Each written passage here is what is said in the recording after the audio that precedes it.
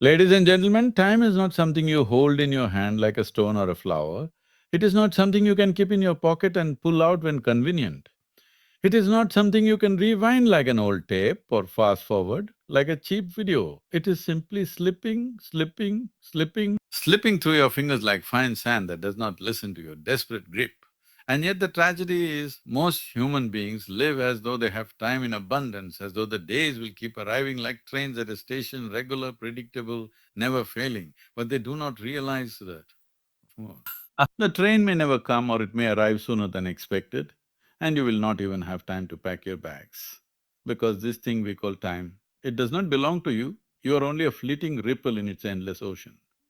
You wake up every day thinking the sun rose for you, thinking the alarm clock is a guarantee of another day, another breakfast, another opportunity to complain or chase or crave or conquer. But the truth is, you were not guaranteed this morning, you were not assured this breath. And yet you assume the next one will come, and then the next, and then the next, until someday the rhythm will break and you will be shocked to discover that the breath does not listen to your plans. And the moments you wasted like cheap coins will rise like a mountain of debt demanding answers, asking you why you were asleep with your eyes open. We have built a culture that worships calendars and clocks, but forgets the miracle of this moment. We measure our lives in hours and years, but we do not feel the texture of now, we do not drink the richness of this breath.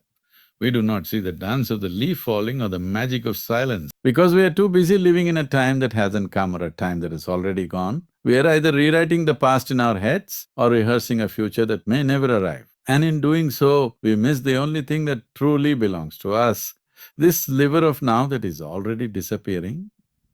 People keep saying, I'll do it tomorrow or there's still time, but tomorrow is not a promise. It is a concept, a convenient illusion we created to avoid the discomfort of immediacy, to delay the fire of living fully now. Because the now is demanding, it calls you to attention.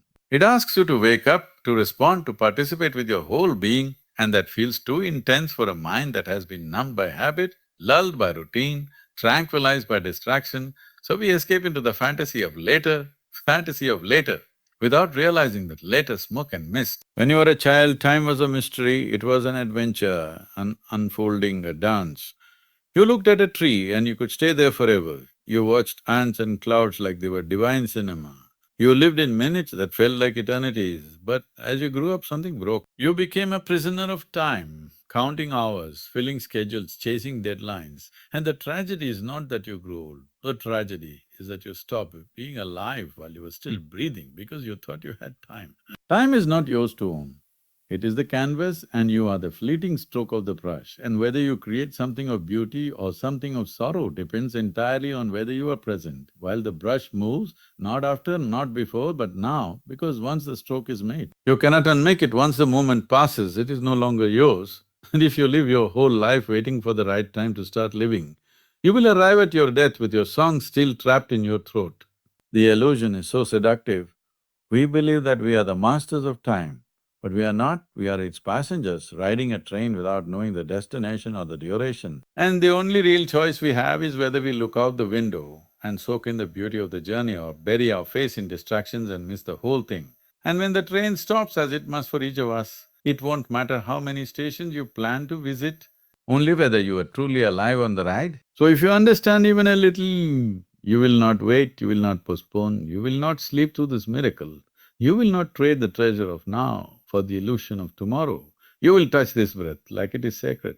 You will look at the sky like it's speaking to you. Whoosh. You will smile not because everything is perfect, but because you are still here, still alive, still able to give, to love, to burn bright in this fleeting hour that is all you ever had, all you ever will have, this now. You see, most people live as though life is some kind of rehearsal, like they're practicing for a grand performance that will come someday in the distant future. But there is no rehearsal, no dress rehearsal, no second take, no backstage, no preparation time. This moment is the stage. The spotlight is already on, and you are already performing whether you realize it or not. Yet you sleepwalk through the scene, acting as if you have forever, as if you can keep your real self hidden a little longer, your truth locked a little deeper, waiting for some magical tomorrow where everything will align perfectly. But that day never comes. Because life does not wait for you to be ready, it only asks if you are awake. The tragedy is not that people die, the tragedy is that they never truly lived, They just carry their bodies from place to place like baggage. Their minds full of noise, their hearts sealed behind layers of fear and past pain, constantly postponing joy, postponing love, postponing courage, saying not now as if now was some kind of burden rather than the only doorway that exists. And if I told you you had only 24 hours left, not as an idea but as a reality burning in your veins, you would not waste it scrolling through nonsense or feeding your resentment. You would fall in love with the sky, the wind, the people around you. Even your breath would become precious because urgency has a way of revealing what truly matters. When you know time is short, you drop the drama, you drop the pride, you drop the masks, and suddenly every conversation becomes real, every encounter becomes sacred, every second becomes soaked in presence. Not because the world changed, but because you woke up. And yet why must death knock on your door before you open your eyes? Why must loss shake you before you feel gratitude? Why must the clock scream before you start listening? This is the blindness of unconscious living. We think we can afford to delay truth, we think we can afford to delay love, we think we can afford to delay ourselves. What you call procrastination is not just laziness, it is forgetfulness.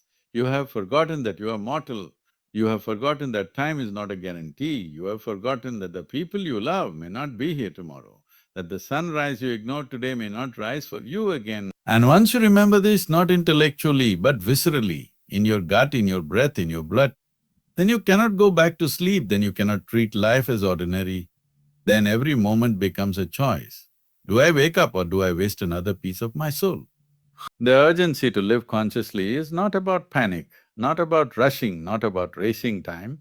It is about intimacy with existence. It is about being so present that even a sip of water feels like a prayer, so aware that the rustle of leaves is music, so alive that your own heartbeat sounds like the drum of the universe. And in this state, life is no longer about achieving something in the future, it becomes about meeting what is here now with everything you are, because you know this might be the last time you ever see this face, hear this voice, have upward, feel this breeze. People think they are waiting for the right circumstances, the right people, the right opportunities, but the truth is, you are only ever waiting for yourself to arrive, to awaken, to say yes. And the longer you delay, the more life becomes mechanical, robotic, repetitive, until one day you realize you built a whole identity out of postponement, out of hesitation, out of fear, disguised as logic, and that is the day you begin to die even before the body is finished. Because a life unlived is a kind of slow, invisible death. So let urgency be your friend, not your enemy. Let it shake you, let it strip away the unnecessary, let it push you out of your comfortable cage.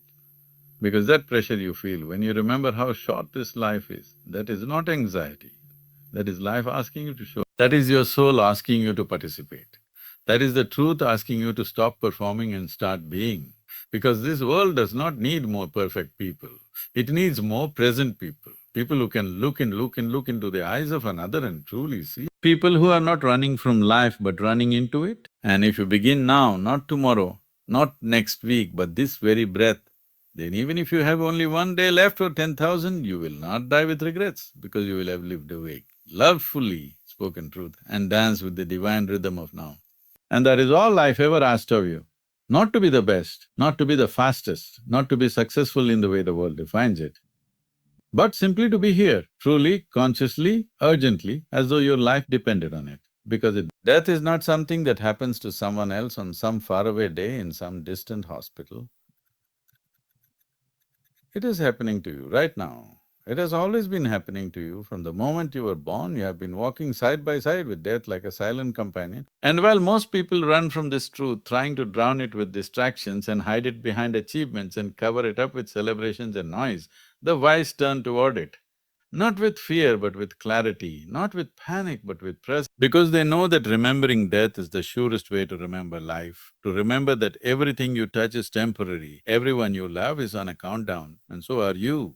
If you truly allowed death to sit beside you, not as a morbid idea but as a living reality, you would not waste your words on gossip or anger. You would not withhold forgiveness or delay tenderness. You would not spend your days chasing approval or collecting what you cannot take with you. Instead, you would breathe with reverence, you would walk gently on this earth, and every act would carry the fragrance of finality, not in a sorrowful way, but in a sacred way. Because when you know this might be the last time you touch this hand or see that sky, then even the simplest moment becomes holy. The problem is, you think you have time, you think you are young or healthy or lucky, you think your plans are protected by something invisible.